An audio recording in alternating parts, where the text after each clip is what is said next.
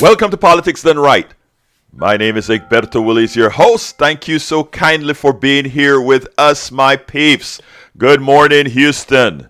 Good morning, Harris County. Good morning, Texas. Good morning, the United States of America. Good morning, the world. How is everybody doing today? I trust we're all doing fine. You know why? Because we are going to make it fine. Well, before we get started here, I think it is time for us to get back to the geniuses in the control room. How are my peeps We doing? we still haven't found any geniuses around here. Oh, It's oh, moron one and moron two. I won't say that at all. Oh yeah, the exterminator was here, so we did have a genius, but you missed him. Oh, did we have rats or did we have roaches or both? Roaches. Oh, okay, S- good. Now we don't have any. We don't want those freeloaders around here. They don't pay rent. They don't contribute to KPFT. Oh, yeah, get them So out we of don't want there. that. That's right. Jack, in your wisdom, what you got for us today? I got a little spiritual axiom here. The thing that disturbs you in the other person also lives in you. That's how you recognize the disturbance. How you deal with the disturbance matters. Do you blame the other person or take personal responsibility for the disturbance in you? I'm pretty disturbed. I'm Very not disturbed. disturbed, but that is, I really like that personal responsibility thing. I really am one of those who believe, yes, personal responsibility, but you must have the ability to have personal responsibility. And that is what we all fight for. Hey, brother, thank you for that. Those good opening words. Folks, the title of the show today is Disastrous Water Privatization, Ranked Choice Voting Explained, and Coup Planner Challenge. We must object to water privatization, folks. You have to catch these things before they actually become law, and we have to keep our eyes open, otherwise we become Chile. Look up Chile and water privatization. Likewise, we speak to Rebecca from, what's her last name? Let me make sure I get that right. Rebecca Ratliff from Ranked Choice Voting. I think we're probably going to start with her. And of course, we have Ali Velshi challenge one of the coup planners in a little piece that I did here that I found kind of funny. And I think you will too. I mean, it's great listening to it, but if you get a chance to watch it as well, hey, it's even funnier as you watch it. Anyway, folks, remember there are several ways to reach us. If you're at the dial, 90.1 FM Houston, you just turn your dial to 90.1. Then, of course, you can go download the application from your Android app, the TuneIn app, and then you can reach us that way. Alternatively, you can go to our website, kpft.org, kpft.org, click that listen button, and you can listen to us from our website. But if you're there already, why not also click that donate button and say so that KPFT won't have to have those long fund drives. Let's just give a little bit here and there, and that way we can keep going and delay how soon we have to have a fund drive. And likewise, you can watch us now at facebook.com/KPFT Houston. Today I'm wearing my Trek shirt, the one that says Trek Volkswagen. And I have the Trek Volkswagen one on in honor of one of our callers who said, remember, Volkswagens means the people's car. I didn't look it up, but hey, what the heck? That's what a caller said. I'm just making sure folks know it's the caller who said it. And you can also watch us live on YouTube, going to politicsdoneright.tv. Politicsdoneright.tv takes you directly to the YouTube channel. And you can listen to our podcast, and it has all the different clips that we have included in our podcast at politicsdoneright.com/podcast. And don't forget, if we don't get things covered, everything that we're going to cover today is in our newsletter, politicsdoneright.com/newsletter. That takes you to the links to the stories and the videos that we actually cover on the show. And if we don't get to it because callers call in, and we give you priority, you still get to know what we were going to talk about. And usually we don't do it on the other day, so you can always go and read it yourself. Anyway, Tag is on the line already. I love when people call in early. 713-526-5738, extension number 2. 713-526-5738, extension number 2. My dear brother Tag, talk to me, sir. Good morning, Edberto. How you doing? I am doing fine, sir. How are you doing? I'm great, thank you. Did you ever listen to Paul Harvey? I remember Paul Harvey. He had a phrase that he used to say at the end. That's the story, or something like that. He used to say. Now for the rest of the story. Now for the rest of the story. Exactly. I remember that. Go ahead. Talk to me. Well, I have a now for the rest of the story from yesterday, and the caller who talked about Tara Reid and Biden. Yes. Remember that one? Yes, I do. Well, I read about Tara Reid after that, and went to Wikipedia. This information came from Wikipedia. It seems Wikipedia is reporting that Tara Reid now lives in Russia. Yeah, well, let me tell you, none of that surprises me. But let me tell you what I didn't want to do. I didn't want to, again, I didn't want to just go ahead and malign Reid or anything like that. I just wanted to show that, well, look, this is something that was, anybody can accuse anybody of something. Is there a pattern? Is there proof? Not because there's not a pattern mean it didn't happen, but when you look at the sources, etc., you also have to do that in a complete fashion, and it just isn't there for Biden. The right has a way of blowing things up. Now, when it comes to the person who called, it was a guy named Joe. In fact, I made a little clip out of it just to show that you don't have to destroy somebody when they're, when they come on your ear and tell you something that is completely wrong and misinformed. You just have to get them to a place where they start analyzing the things that they say themselves. So you're right, and I did know about that, read about that, but again, there are sometimes you don't have to say everything that you know. But anyway, continue, my dear friend Tag. Egberto, I've got to say that I thought you did very well with him, and especially finding common ground. Yeah, I mean, and that's so important today.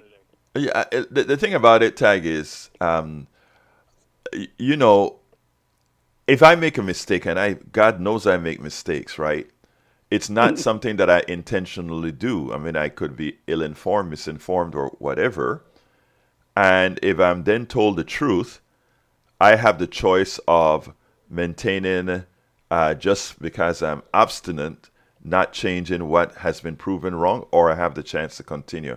I choose to, whenever you're wrong, to do it that way. Now, in regards to Joe yesterday, I give Joe commendation. That's why when Johnny came in and he kept it up on Joe, I said, "But wait a minute, he bent some." I mean, he went ahead and he said, if that is real about Trump, that is bad. He also said, it was when the takeover was a bit crass, was a bit, so if you get somebody who's been instilled with that bad information and he's open to hearing stuff, I'm going to hug him as tight as I can to bring him into the fold. And that's what I think we got to do to prevent our country from being taken over by the plutocrats, because that's what they want. They want us killing each other. That way they can stay in control. Anything else, Tag, before I go to Ray? Well, I just thought it was fascinating, the motivations maybe for Tara Reid and what she was doing. So that's fascinated me. So. Absolutely. And look, thanks for bringing that up, my dear. You have a wonderful day, sir. All right, let's go ahead and talk to Ray, my brother from 3rd Ward, talk about H. Dutton. Come on in, Ray. Hey, top of the morning to you, Bertha. Yes, sir. Yes, sir. Talk to me, my brother. Hey, beforehand, I noticed you have H. Dutton in the comment today. Did you hear my program yesterday where I really spoke? First, I spoke about the guy that's running against Ray Dutton and also what Ray Dutton did. He was one of the major causes that put the the nail in the coffin to turn over the Houston Independent School District to the fascists. Yeah, Did he? well, I'm gonna say this. Me and a well-known activist actually took a visit to Austin Mm-hmm. and marched right into his office when they were trying to, when the Democrats left Texas, to Right. try to break quorum. I for remember that. Yeah. Mm-hmm. Me and an activist went to his office, and I distinctly remember him not only telling us to get out of his office, but saying, if you don't get out of my office, I'm going to have you escorted out by DPS. Right. And he was just basically very, he's never been for the people. He's a black Dixiecrat is what he is. Right. And he's very much an operative for the Republican Party when it comes to basically impeding progress. He's a Democrat, but he's not a progressive. Right. And I want all the listeners to know, when it comes to black Democrats, he's a perfect example of what you say when you say all skin folk ain't kinfolk. Exactly. The thing about it, Ray, that got to me, right, is this guy. Look, I the one thing I don't want to do is say something that ain't so. But one has to ask, what is the underlying issue? And there are a lot in the black community. There are a lot of entities. Let me qualify this correctly first. You know what I believe about race. I believe race is the most stupid thing that one can have, and I think it's been proven all of the time. But also, this thing called capitalism, the making of money on other people's backs, is an insidious thing, and it has nothing to do with race. In fact, race is one of the necessary tools to keep a system that destroys people active, because they're so concerned about silly issues that they don't look at what's attacking them. Now, I know personally many people in the black community that their sole purpose is to make money, and the things that they do actually harm the black community. I mean, it harms the community at large, but they are specifically using themselves and their skin color to harm the black community for $1. And in effect, I won't say it explicitly, but I'll say it implicitly, that is what is occurring in the school district. There are a lot of black-owned charter schools, care nothing about the kids, but just care about making $1. Continue, my friend Ray. Oh, it only plays into what you say. I mean, after my trip to the Legacy Museum in Alabama, I look at this country on a whole different perspective when you talk about slavery, racial capitalism, economic slavery, what you call antiseptic slavery. Antiseptic slavery, yes. The mass incarceration. It's deep, Egberto. Yes, it is. All in all, this particular individual was basically used as a pawn because he's a black man. Somehow it makes it okay for him to pass laws or basically, co-sign on laws that the Republicans make that are impeding the progress of the people and basically working hand in hand with the fascist governor who wants to take away the rights of individuals who want to make their voice heard in the great county of Harris County. Ray, you're absolutely right. And, by the way, I want to give you kudos, first of all, for having gone to Austin as a citizen, as a resident of District 142, which is where he's at right now. I want to give you kudos for doing that, but we all have to continue to engage. The thing now is, I tell folks, you vote out the people who did not hold up your interests. And good for him, he now has a candidate that is running against him, somebody who I am sure is likely going to be better for the people. So, let me tell you, you keep up your engagement. That is what we need, brother. That is what we need. Anything else before I go to Gonzalo, sir? I'll be on the front line. Oh, yeah. I'm going to be working towards whatever it takes to get the operatives out of our government who are impeding progress. Thank you, my brother. We need you. We need you. We need you. And you're doing your job. It's pretty clear you did your job back then as well. Thank you, my brother. Thank you. You have a great day. All right, the person that is running against Harold Dutton, his name is Clint Horn. Clint Horn is the name of the person in 142 that's running against the person who was the nail in the coffin to turn over the Houston Independent School District to the fascists. All right, let's go to Gonzalo. Come on in, Gonzalo. How are you doing this morning, sir? Good morning, Berto. Happy Friday. How are you doing? Happy today? Friday. Come on. Hey, it's funny that you call him because, my friend from Panama, right? Every Friday, he sends out a thing. He starts to play some salsa. Then he says, "It's the weekend, baby." And then he starts to talk about saluting everybody in the diaspora from Houston to Puerto Rico to Panama to Costa Rica, everything. I mean, it just makes my mornings on Friday. So I was listening to it earlier, and our brother Howard was like, "Wait, Egberto, did you tune into a Spanish station?" I'm like, "No, that's my brother from Panama." Anyway, come on in, Gonzalo, talk to me. He's adding a Caribbean flavor to his mixing, I guess. Yes, sir. Briefly, I hear you talking about HIC and the last nail in the coffin. I come from, I used to work for HIC, and I have my own opinion of what's going on. Mm-hmm. You may agree with me. The plan is there, so there's nothing to add. The guy is just reading the script.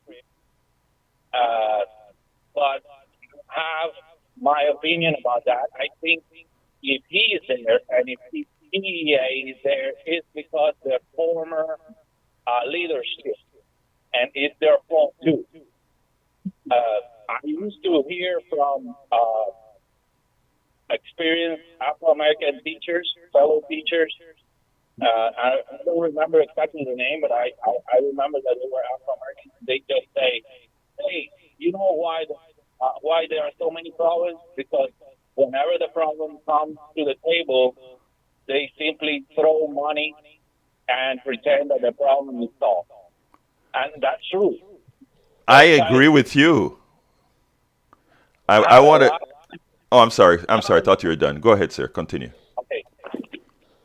And I can tell you now because now I work in a different district, which is the only A in Houston, and I can tell that there is a huge difference in budget. But about that, who was responsible to handle the budget? Who was responsible to not to do the things the right way? The people that were there. I agree. Look, let me tell you, Gonzalo. The district was not run well.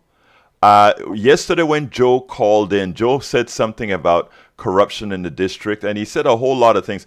And it's not necessarily wrong. My thing is you don't take over a district.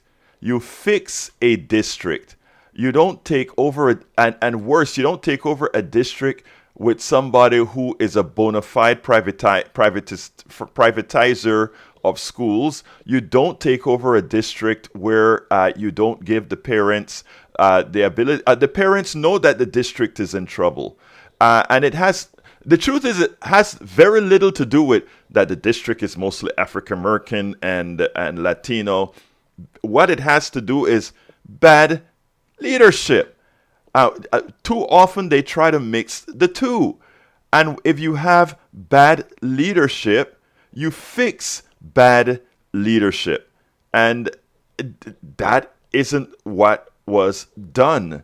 What was done was just a complete takeover of the thing. That is like saying you have a city. There are many cities across the country that are not functioning efficiently for the people that are being governed.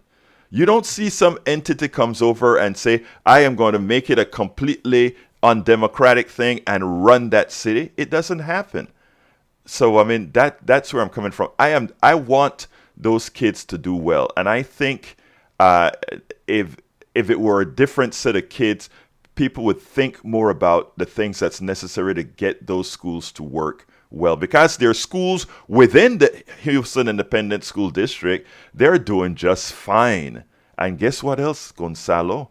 I bet even with this new takeover, those particular schools would be left alone. They won't turn libraries into jails. They won't treat teachers like peons. And that's what I'm talking about, sir. So I don't know that there is a...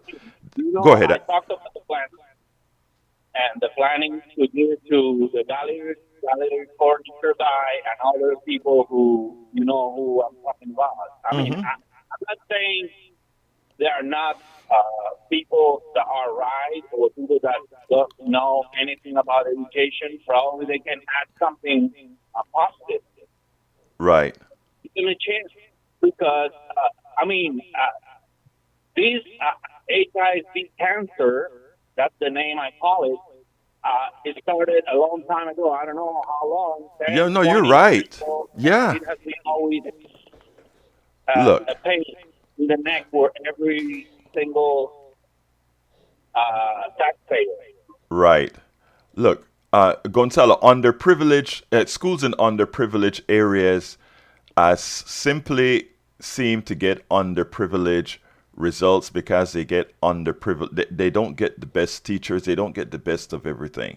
And when we decide that we won't treat districts based on the kind of money or the areas they're in, then we will have an equitable system, right? I had a relative that lived in a bad part of Houston. And what they did is they got into a magnet program in another area. Oh, they did great. But again, they had to drive or drive to this other good school, right, within the same system. My thing is, why not bring all the schools up to standard? And if the governor wanted to do something about a takeover or whatever, if a school has proven systemically that it's not functioning, okay, since you don't have the wherewithal to do it, and since the kids, it's what's matter, take over that school. And not take over, but do it in a manner with the parents to run that school. Parents want what's best for their kids. You could do that. But a system with 200,000 students to come in and say, fascistically, I am going to take the whole thing over, I'm sorry. That's not how you operate in a democracy. But Gonzalo, anything else you have to say before I go to the next subject? Okay, thank you very much for the opportunity of expressing ourselves and to give our personal opinion about problems. Muchísimas gracias, hermano. You have a wonderful rest of your day. Sounds like you're on your way to work. Thank you for being a teacher. You know, that's a profession that I revere the most. Have a wonderful day, sir. All right, let's go ahead and salute. Buenos dias, Cheryl Dearborn on the internet. Likewise, Melanie Keelan from Barcelona, Spain. And we also have Valves BTW. Welcome to Politics Done Right. Hey, folks, I want to go. I tell you what, it seems like we have another call coming in, so I'm going to wait before I play the next video for that other call. But thank you for the commentary. And remember, folks, that person that is running against Dutton's name is Clint Horn. I'm simply giving you the news. Clint Horn is running against Dutton, who turned the schools over to the fascists, or was instrumental in turning the schools over to the fascists. It's important that we are informed. A lot of these people who do wrong by our community hide behind us not being informed. Well, politics done right will be here to inform. Thank you so kindly, folks. Let's go ahead to Steve with the 14th Amendment. Come on in, Steve. Hey, good morning. Good Hey, morning, Kurt, sir. let's see. Yeah, I had a question. I always had a feeling and thoughts about the 14th Amendment, but now they're starting to talk about it. Mm-hmm. If I can read the section 3, it says, "No person shall be a senator or representative in Congress or elector of president and vice president, da, da, da, or as a member of any state legislature, or as an executive or judicial officer of any state to support the Constitution of the United States, shall have engaged in insurrection or rebellion against the same, or given aid or comfort to the enemies thereof." Right. But Congress may, by a vote of 2/3 of each house, remove such disability. So my question is, can you educate me on how we can use this to not have to deal with Trump this year? I really can't. I mean, we can talk about this as much as we want to, but while given that the language also didn't say you have to be convicted of it, you just have to give comfort to those who have been convicted of it. Actually, well, not convicted, but who have done that. And since we have people already convicted of insurrection who Trump gave comfort to, that law applies. But here's a problem. You will not get 2/3 of the Senate or the to first of all do that. So I don't see that happening. That although that I think is for removal from office. Now the Secretary of States in every jurisdiction, every state could actually apply that, and then it could get tested in the Supreme Court. So that could be done. Now I want to give folks a caveat here. I always say be careful what you wish for, because if Donald Trump is made ineligible to run and we get a young, vibrant candidate that thinks just like him running, right? Democrats may not enjoy the day that Donald Trump isn't running. That is just a practical thing that I'm saying there. So I think it's something that people should really consider or think about. But beforehand, let me throw it real quickly to Brother Reynolds right now. Come on in, Reynolds. Yes, I don't want to interrupt the callers here or your show, but the 14th Amendment, Section 3 is what they're talking about. That was established in just after the Civil War. What they were trying to prevent was the election of any Civil War generals, presidents, vice presidents, anyone that had anything to do with the Civil War's government, the Confederate government. They were trying to avoid them getting into Congress or the House or the Senate and overturning all the stuff that they were doing. What that was originally designed for was that particular purpose. Now, it could apply to the insurrection on January 6th and Donald Trump leading it. However, that's not been proven just yet that it can be applied to that. But somebody's going to try it. You can bet they will. Yeah, I think there's already a suit out, in fact, on that particular issue. So we'll see, my friend, we'll see. Thanks for that, Brother Reynolds. But here's the deal, Steve. So I am saying right now I'm in the school, and I think I will remain in this school that says let's just let the voters do the voter thing. Right now, if you take a look at what has happened to McConnell, and if you take a look at, I don't want to say this, but I just won't say this because I'm on air and I need to be more responsible than ever. Anyway, thank you very much, Steve. I want to jump to anything else that you have to say before I jump to Harry. Oh, no, I'm just proud that Ray jumped out to Austin and does what he does. Exactly right. Thank you, Steve. You have a wonderful day. Let's jump to Harry real quick. Come on in, Harry. Buenos dias. Buenos dias, hermano. My birthday partner. Talk to me. I beat you to the punch. Okay. I had a question when you were on Steve Hunter's show, but you were on your way to the doctor when you had that conservative guest on.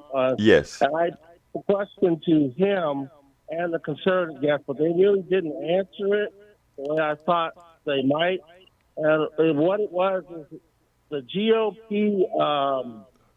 I was wondering, is the GOP really ready, even though you have a Nikki Haley and you have a Swami Ruman running, are they really ready to have a person of color represent them to be the nominee for president of 2024?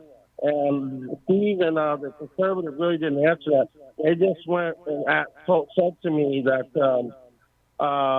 they think it's more diverse. They think the Republican side is becoming more diversified, which it is, in allowing people to run for office to represent them. But I just said to them, I will believe that when I see it. I just don't sure that they're not ready to move away from traditional America. Okay, and not have somebody that's non-white represent them. And I want Harry, your opinion. let me just say one thing, right? The color of money is green. And remember my tenet here, race is a stupid thing. And the people who know the most that race is a stupid thing are those who control us all, the people in power. They know it. They know that. They know that. They know that. I'm going around in this way to answer your question. The reason I'm saying that, it's immaterial for Republicans who really controls who becomes president or whatever. They wouldn't mind if a black person that's a Republican become a president. They won't mind if a person of Indian descent or anybody else become president of the party, because they would have belonged to that ideology. Okay, they also know that. I mean, they embrace Tim Scott. And why do they embrace Tim Scott and many others? Tim Scott is very anti-black, and Vivek Ramaswamy is anti-black and anti-minority. You listen to what they say, and it's not that. What it is that they are tools, okay? But again, they are tools because, remember what I said in the beginning, the success of Republican ideology and straight and not only Republican ideology, also neoliberal ideology requires dissension among people. And one of the best creators of dissension among people is this false thing called race, because we can keep these things fighting while we continue to control. I'm going to probably have to do an entire show on this issue, and maybe because race is just used as a tool so that we are busy with other things than to those that are really. And why I talk a lot about antiseptic slavery is because everybody called employee of a corporation to some level is now a slave. It's a slave that no longer has to be clothed, no longer have to be given health care, no longer have to be given any of these things. We just have the semblance of freedom. So in effect, let me tell you, Harry, the Republican Party would not have a problem electing a person of color if at all. The Republican voter will vote for somebody that is non-white. You think they're ready to do that? Yes, they are, and it's not. And let me tell you. Let me give you a little heads up here. Republicans, the average and a lot of people are going to slice me for saying this, but Republicans are not inherently more racist than progressives. Okay, and please. Accept that from somebody who goes to both Republican conventions and as well as Democratic and liberal and progressive conferences. I am treated better at conservative conferences than I am at progressive conferences. And the reason why is many times they want to show me that they're not racist, or they want to show me Okay. that okay. But when I'm at a progressive convention, and even when you see me doing all these interviews, I think I likely fight for interviews harder than the vast majority of other people doing what I do, radio and TV and that sort of stuff, than anybody else. But I go out and fight for them. So I'm saying, Kudos, let's what not. you doing? Yeah, thank you, brother, but let's not fool ourselves. Yes, they would elect a person of color of the right ideology. Thank you very much for calling in, my brother Harry. One more point. One more Go point. ahead, real quick. Shout out to Howard Reynolds. He played another one of my favorite songs where he came on the air, "In the Groove" by Yes. Richard Elliott. Love that All song. right. And thank Howard, you, Tracy. respond, Howard, and then let's go to Peter. What am I responding to? Oh, he said he's thanking you for playing a jazz piece for him. Richard Elliott, "In the Groove." Absolutely. Okay. Thanks, Terry. We got to go. All right, let's go to Peter. Come on in, Peter. Happy Fun Friday. Talk to me, sir. So happy to be with my family. All right, you're here with the PDR posse. Talk to us. So I was promoting Clint Horn, who's running against Harold Dutton. Mm-hmm. And my question, and I'll hang up and listen for your response, is how do people like Harold Dutton get in? First of all, how do they get in power? How do they stay in power? And how do we fight that machine? How does Clint Horn and Pete Filler? How do we fight that big machine? Like, how do we get in there, an outsider? I'll tell you. I'll sit back and tell you after that. Thank you, Peter. Let me answer that question. If you look, what those a lot of incumbents depend on us to believe in is that that consistency. In other words, we're just used to voting for certain people. Okay, we have to break that. All right. And we have to go ahead and engage the people. Peter, I think you're running for actually, yeah, you're running for position 2. And I think if I'm not mistaken, I saw you at the one of these dinners or something. And I said, if you want to win something, go up into the faces of people. Go where you are not expected to go. And go earn the votes of the people. And the way you do that, Houston is big, and some districts are drawn in some very strange ways. But you have to be out there in front of the people, and you have to tell them in a progressive fashion, this is what I'm going to do, and this is what this other person is not doing. We have too many consultants right now, especially on the progressive side, that think people are stupid in not saying, this is what I'm going to do for you. They don't want you to be too progressive because they say even though people say these are the things that they want, they don't want you to say it because your opponent is going to say you're a liberal. When we start embracing truth and talking to people and going to their tables and say, you see the problem what's your problem? Let me tell you how I'm going to solve that specific problem that you have right now. It's about engagement, something that politicians don't do. They send mass mailers. They have a bullhorn and they talk to everybody.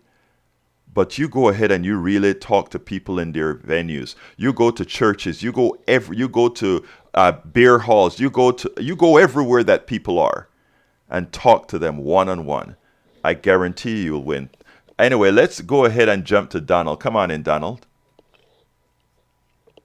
Hey, good morning, Roberto. How are you? Good morning, sir. I am fine, sir. Talk to me. Okay, what was the doctor that was running for the Republic a few years back? Was it Ben Carson? Ben Carson, yes. He would have got my vote all day long. He's a Okay. doctor and not an insurance salesman. I like doctors as well, and I know this guy's story. I love this guy when he was the neurosurgeon of the world and could do all the big surgeries, but something happened to his mind, and it's not about being Republican at all. It's just about something happened to him where there are a lot of things that he said was irrational. So I wouldn't have voted for him because of that. But again, everybody has to decide who they're going to vote for. Anything else, Donald? The eighth thing, Yes. it's good to see they're starting to tweak out because they want us to work physically until we're 60-something years old or 72, and it's impossible. Oh, well, the idea is they want you to pay Social Security as long as possible and use as little as possible of it. Whenever they raise that age, it means that more people are going to die and never collect. That's all it means. And what I'm saying is we have the money for people to retire, 60 years old, 57 years old. We could pay if we treated this stuff correctly. If we really care about life, we would start doing things like that. Donald, I got to jump to Wayne. Anything else real quick that I... All right, thank you, brother. All right, let's get to Wayne. Come on in, Wayne. Good morning. Good morning, sir. I'd like to talk about gentrification. Please do. Kirby John, Rod Page, Harold Dutton, and D.C. Cofield, the black clergy. Right. Let's see. The school closings are just means for gentrification. Yes, I agreed. Attack our public institutions. And then they come in with gentrification. And they criminalize the public spaces. You can't feed the homeless. You can't feed the homeless. You can't house them. And you have the black congregation church working against their own congregations because they want the money. I take your answer off there. Thank you so kindly, Wayne. Let me tell you, Wayne is correct. A lot of times what you do, you remember a few radio shows ago, I said that that if you want to understand what's going on in a society, you go within. If I want to make a change that's not beneficial to any particular community, I go into that community and I find somebody in there to do the job. What Wayne is saying is absolutely correct. That's exactly what they do. If you take a look at how the control of the HISD came about, Harold Dutton was the nail in the coffin to give the fascist governor of ours the impetus to go ahead and take over the school. And then the governor brings in a black fascist, and notice I am calling him a fascist because look at how the school is being run, creating detention centers out of libraries in the poor communities. He doesn't do that in the richer schools in HISD, but in the poor schools, we are going to turn them into jail, the libraries into jail. You bring a black guy in so that he's hoping that the black folk and the Latino folk, because it's a black guy that's coming in, they won't be negative against him as if it were a white guy that came in, right? Look, like I tell you guys, race is a stupid thing, and I know how it's used. And that's what they did. So if you listen to what Wayne said, they used the people from within the communities as a personal financial incentives to do all that is wrong in that community. And so Wayne, you nailed it. Thank you very much for calling in, my brother. Let's go ahead and go to Brian. Brian, real quick. Yeah, well, first off, Abbott, he's not a fascist. Okay. You call Hitler a fascist. Yes. You equate the same two? Well, the governor isn't to the extent of Hitler, but yes, the governor is definitely the governor. If you define the things that the governor has done, if you look at item per item what this governor has done, our governor is a fascist. But continue, my friend. Okay, so I want to go into Hunter Biden and yes, sir. The Department of Justice. Okay, do you realize what the Department of Justice did? I imagine you're going to tell me. Immunity. Yeah, and then I'm going to go off. Okay. Okay, they give him blanket immunity for any future prosecution. There was an ongoing case, and they said, "Okay, you plead, you take the plea, and you're done. Walk out." It was a gun charge. Okay.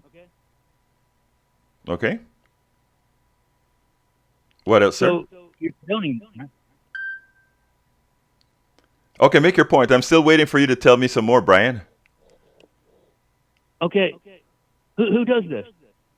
Who's done this in the Okay, let me first point out, okay, as far as the gun charge is concerned, the gun charge was he is a drug user and he lied on the form that says he didn't do drugs. That's the Biden gun charge.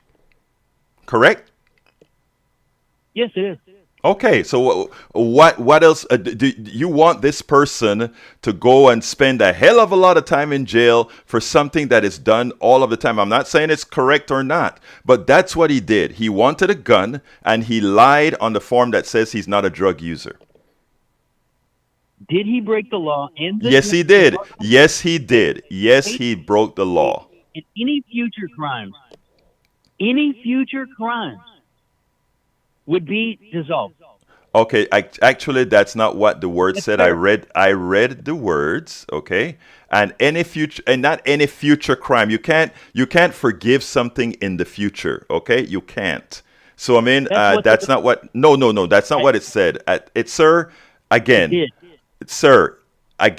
read the thing. Read it itself. Don't listen to Fox News. Do the reading yourself. Because that's not what it says. And I read it, okay? And what you're doing my dear Brian, you're coming on air right now. And that is one thing that I tell people. This is a real information zone here. When you tell the truth, I will honor you. When you come on air and just spout something that is not true, I will also tell you, sir. And I'm telling you, it's not true. But Brian, I'm going to run to Alistair, and you go ahead. If you think it is true, you cut out the piece that says that from the charging document, and I'll be more than happy to apologize to you. But I know I won't have to do it. Anyway, we talk a little bit later, Brian. Let's go to Alistair. Come on in, Alistair. Hey, my sister, Alistair. Talk to me. Oh, good morning, my family. Alistair, you're on. I'm listening. Okay, let's see. I just gotta say, Alistair, for some reason I missed that. Come on in, Alistair. Yes. Oh, okay, I'm here now. Yes. Okay. Just because Brian says it's not true doesn't make it factual. Exactly. And he can keep saying that Abbott isn't a fascist, but sweet baby Jesus, it's not going to be true. You can say it and say it and say it. It's not going to make it true. I hope you hear this, Brian. You know, Alistair, you look at all the things that he do from going against federal law and throwing killer barriers in the river, from going ahead and disregarding the gun issues. I mean, we can go item after item that shows he has the proclivity that fascist leaders do, from allowing laws to be passed that take over voting in just particular areas of your state. We can go on from passing laws that says you cannot create local laws, only what we say. And if you want to even go further in time, from the gas laws that they pass in Republican areas in the Dallas County that says you cannot tell these gas companies not to dump crap into the air. You can't write legislation to do that. I mean, we can go over and over again. Alistair, you are correct. Anything else before I jump to Jesse Mona? I wanted to just add one more thing. Yes, ma'am. Abbott is no less a murderer than someone that goes into a school and shoots up children. You nailed it. Plain and simple. People need to start looking at things from that point of view. Thank you very much, Alistair. Let's go to Jessimona. Come on in, Jessimona. Good morning. How are you doing?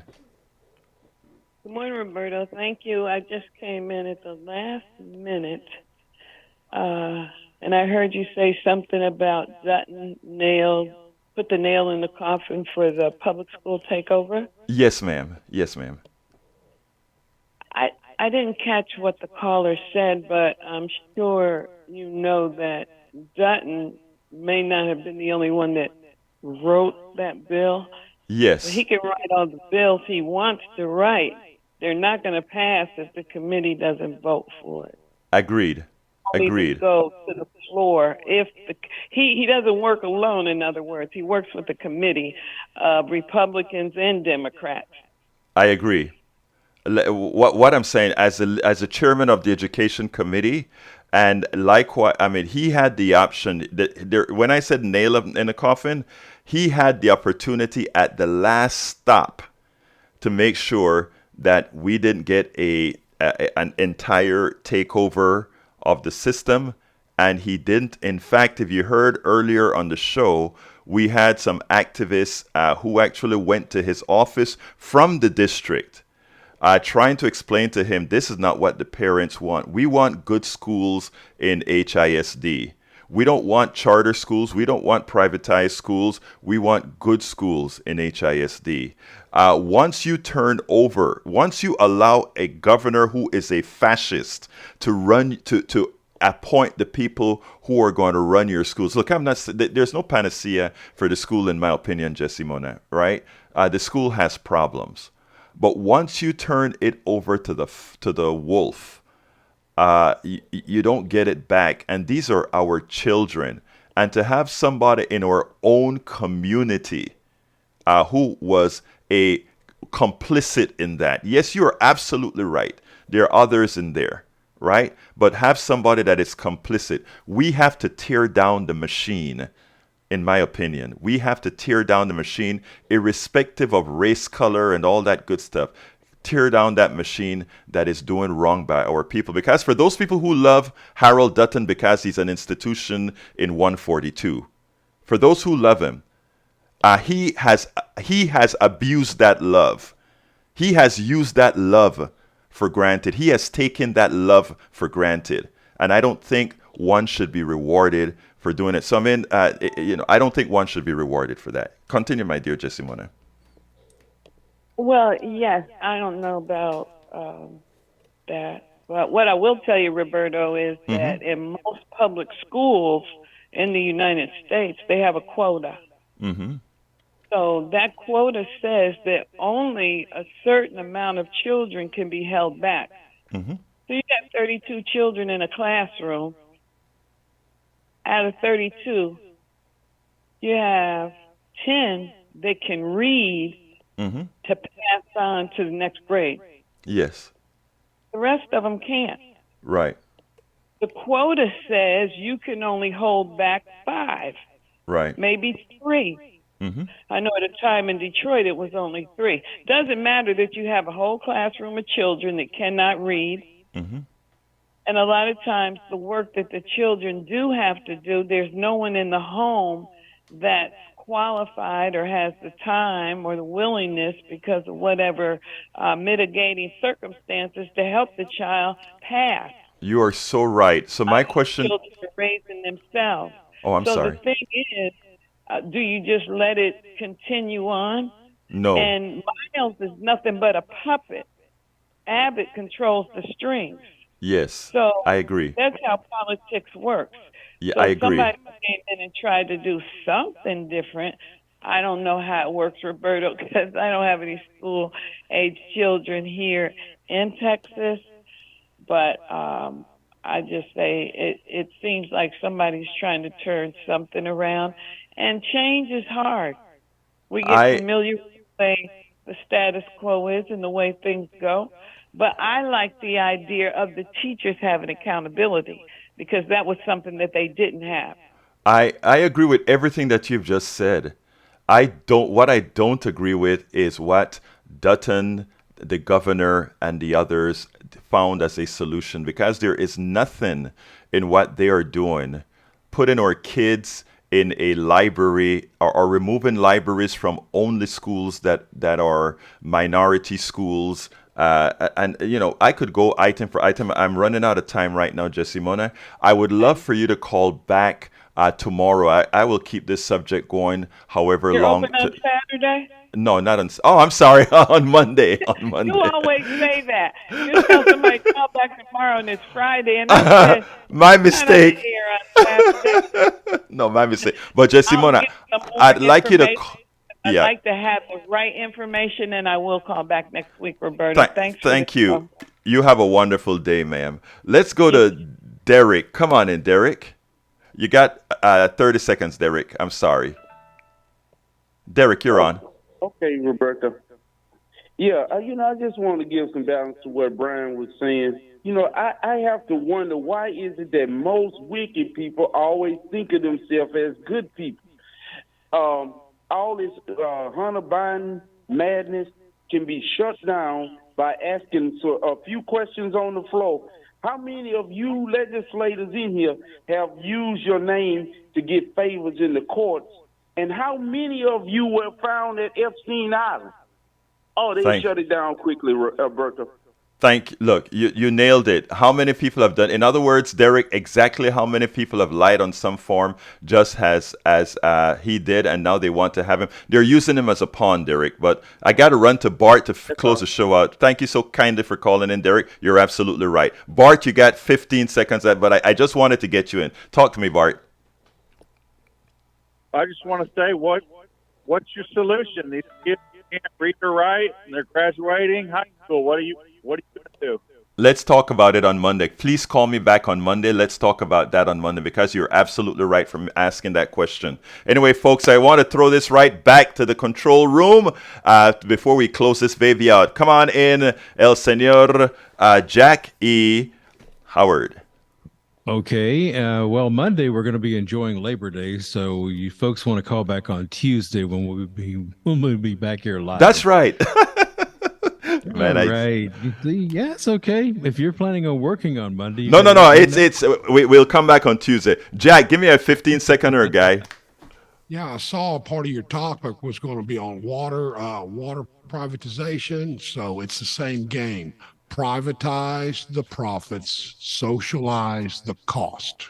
Like I always tell you guys, folks, this is your program, and we spend all day taking calls. Go to politicsdoneright.com/newsletter. Everything that I was going to talk to that I planned for is there. You have a wonderful day. Thank you for your ears. Thank you, Howard. Thank you, Jack. My name is Egberto Willis. This is Politics Done Right, and you guys know how I end this baby. I am what?